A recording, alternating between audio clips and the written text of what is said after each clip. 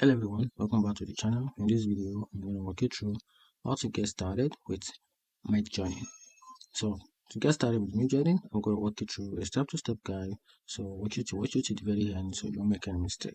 So for you to be able to join the Midjourney, you have to visit the Midjourney website, then click on join, which is the better to sign up. Then you will need a Discord account as Midjourney operates through Discord. Then from there, join the Discord server. So once you've signed in, you will be directed to the Midjourney Discord server, then accept the invitation and read through the server rules, then subscribe to a plan. And for that, Midjourney has subscription plan to choose from depending on your need. Then pick a plan and complete the payment process, then start creating art. In the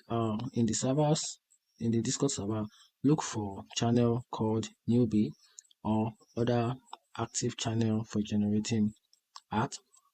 Then type your prompt with the command /image and followed by the description of what you would like to create. For example, you can use the /image and /image a futuristic city with glowing skyscraper at sunset. Then once you do that, then it will generate the image. And also you can also use the customize your image. So after generate an image, you can choose to scale it for higher quality. To make a variations, use the option displayed beneath your image to refine it further.